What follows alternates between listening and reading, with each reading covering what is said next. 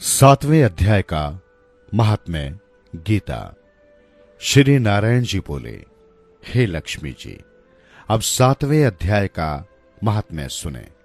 पटेल नामक एक नगर में शंकुकरण नामक एक वेश्य रहता था। व्यापार करने को नगर से बाहर यहां वहां जाता रहता था। एक बार रास्ते में शंकुकरण को एक सर्प ने डस लिया। वो मर गया। उसके साथ ही उसका दाह संस्कार कर आगे बढ़ गए। जब वे पलटकर वापस नगर में आए तो उस वैश्य के पुत्र ने पूछा, मेरा बाप शंकुकरण कहां है? उन व्यापारियों ने कहा, तेरे पिता को सर्प ने डसा था, वो मर गया और ये पदार्थ तेरे पिता का है, सो तू ले। इस प्रकार 1 करोड़ रुपए उसे देकर उसकी गति करने को कहा, क्योंकि वो अवगति मरा था। उस बालक ने अपने घर आकर ब्राह्मणों से पूछा कि सर्प के डसने से जो मरे उसकी क्या गति करनी चाहिए। पंडितों ने कहा, नारायण बलि कराओ, उड़द के आटे का पुतला बनाकर उसमें चूनियां जड़ाओ।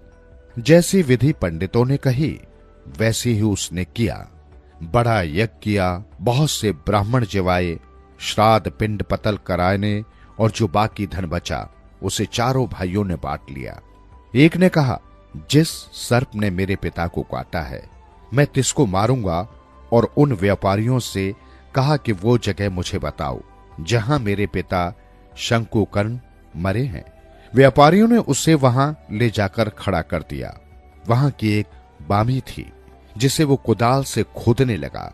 जब छेद बड़ा हुआ तो वहां से एक सर्प निकला। उसने पूछा, तू कौन है? मेरा घर क्यों खोदने लगा है? उस बालक ने कहा, मैं शंकुकर्ण का पुत्र हूं। जिस सर्प ने मेरे पिता को मारा है मैं उसको मारूंगा। तब उस सर्प ने कहा, हे पुत्र, मैं तेरा पिता हूं। तू मुझे इस अधम देह से छुड़ा और मुझे मत मार। ये मेरा पूर्व जन्म का कर्म था, सो मैंने भोगा। तब पुत्र ने कहा, हे पिताजी, कोई यत्न बताओ जिससे आपका उद्धार हो। तब उस सर्प ने कहा, हे पुत्र, किसी गीता पाठी ब्राह्मण को घर में भोजन कराओ। उनकी सेवा व उनके आशीर्वाद से मेरा कल्याण होगा। तब उस बालक ने अपने घर आकर अपनी स्त्री को सब हाल कह सुनाया। तब उसकी स्त्री ने कहा, अवश्य करो, साधुओं को जिवाओ, संतों की सेवा करने से तो उद्धार होता है। तब खोजकर उस नगर में जितने गीता का पाठ करने वाले ब्राह्मण थे सबको बुलवाकर श्री गीता जी के 7वें अध्याय का पाठ कराया और उनको भोजन करवाया। सेवा प्रदक्षिणा करी, फिर विनय की, हे महापुरुषों, आप आशीर्वाद दो ताकि मेरे पिता शंकुकर्ण का उद्धार होवे और वे अधम देह से छूटे। तब उन साधु ब्राह्मणों ने आशीर्वाद दिया।